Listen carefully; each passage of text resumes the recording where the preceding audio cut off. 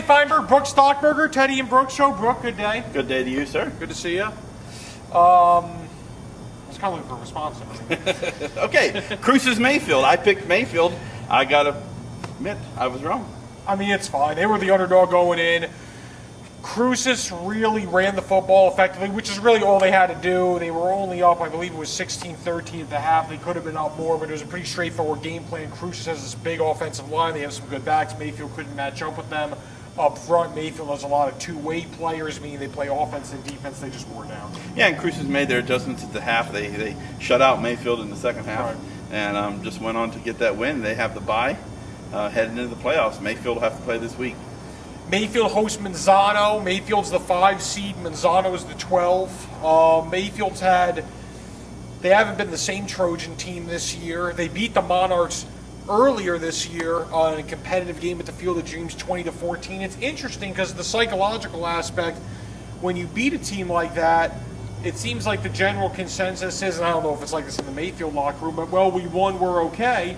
And then the losing team says, well, we know we can play with them and we have to make adjustments. So, you know, it could be a trap game. I would expect Mayfield to win on their home field, but it's a little scary. Yeah. Well, especially when you beat somebody in a close game, you know, you feel like, whew, you got past them. You know, it's sort of like in college football. Right. You got past them, you got that win. Right. But then when they pop up again in the postseason, and you're like, well, we got to do it again. And, you know, the old cliche, it's hard to beat a team twice in the same season. That's exactly right, Brooke. That's a first-class analysis. Well, I tried. No, I know. That's exactly right.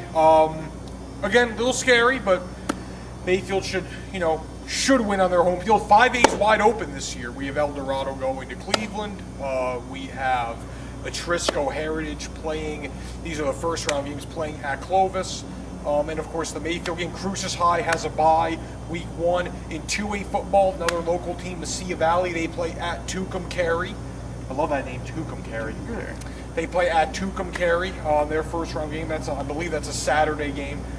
But in any event, that won't be an easy game because Tucumcari is a very established program and the Sea Valley is a 12 seed. Let's move on. Aggie football has a bye. Let's move on.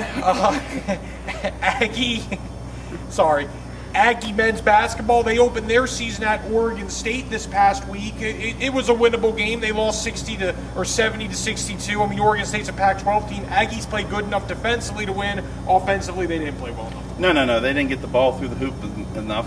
You know, they have some size. They're hoping that size will help them, you know, in the front court, obviously. The back court, though, they need a little bit more help. They need someone who's going to be able to dish the ball better and move that offense around. Well, point guard, they don't have a lot of alternatives there. I mean, they have K.C. Ross Miller. He's probably their best alternative at the point, but he needs more seasoning, a little more experience.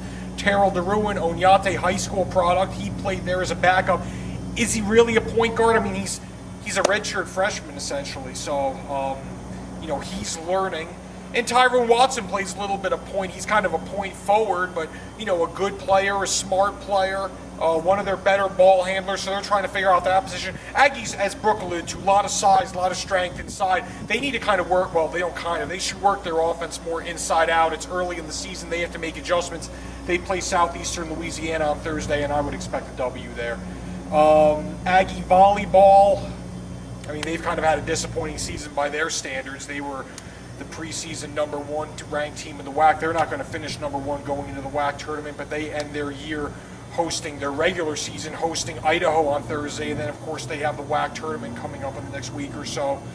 Are we missing anything? A lot of years they could sort of hope on maybe if they don't win the WAC tournament, getting an at-large bid. You pointed out to me earlier that that's probably not the case this year, so they need to run the table. They do. There is one element this weekend I want to point out. Lions at Packers on the football field, but in all seriousness, actually, former Aggie Jonte Green plays cornerback for the Lions. Former Aggie Devon House plays cornerback for the Packers. These are not just bench warmers or practice squad players. They're both contributors, so if you get the dish or if that game's on television or if you're at a watering hole and you happen to catch it, these two guys should be on the field, so that should be interesting. Folks, thanks for checking us out. As always, Sun News Facebook, Sun News Twitter, at Teddy Feinberg, at B Stockburger. We love you. Have a good one.